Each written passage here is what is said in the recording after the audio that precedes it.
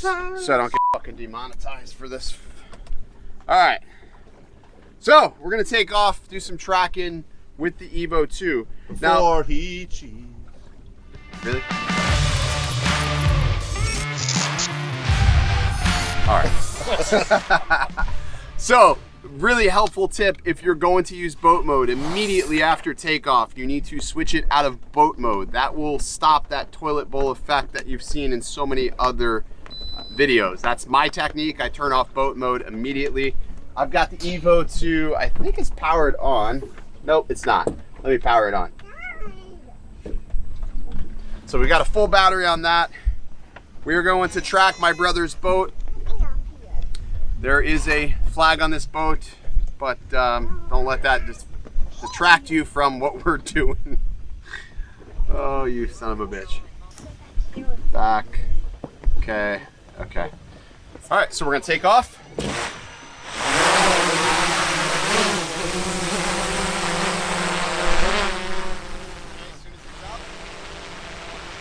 Now we're gonna turn off boat mode. I'm gonna put it in ludicrous. I'm switching to 45 miles an hour. And Joe, try not to go crazy fast. I'm gonna get the girls in the front spot. All right, girls, go in the front. Here.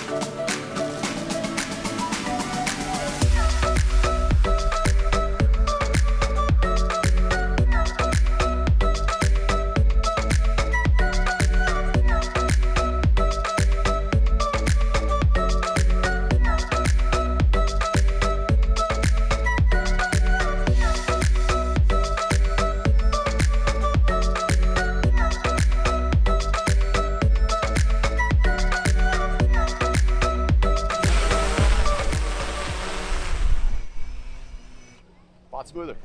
I think we had some cool shots. Why you do that?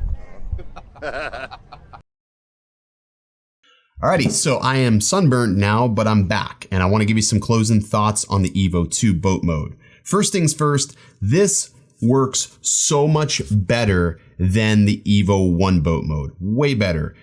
It's basically able to get up in the air and I don't have to worry about the toilet bowl effect. I think a lot of people have a problem with that because they leave boat mode enabled.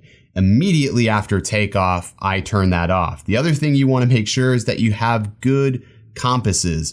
You want to make sure that you at least have at least 8 GPS satellites when you take off. At the very least, make sure you have all your satellites in check. Yes, you are going to get magnetic interference when you take off on a boat. That's pretty normal. It'll still allow you to do it in boat mode, but immediately after you take off, switch it out of boat mode and you won't have any problems. We took off multiple times with this and landed multiple times today, and I had 0 issues. And I hand land, and I can hand launch it as well. I didn't. I opted to take off from the deck because the deck was big enough. You will need to calibrate your gimbal a little bit by using the roll.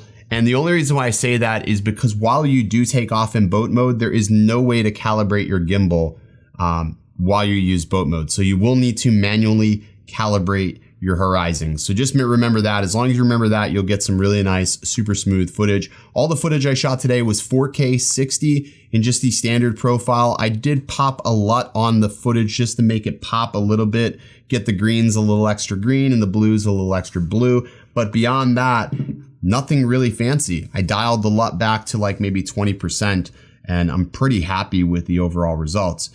Works way better than the EVO 1 boat mode. I don't even know why boat mode's a thing. I wish you could just take off from the deck without having to enable this.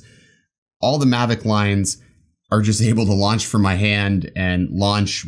It doesn't matter if I'm on a boat. So I really don't know why Autel keeps doing this, but it's nice to have this because for so many months I went with no boat mode on the EVO 1. So it's nice to see it's here on EVO 2 and it works great. But that's it. There you go. Boat mode, EVO, flies fantastic. If you have any questions, feel free to drop them down in the comments section below. And yeah, I'll see you in the next video. Stay original.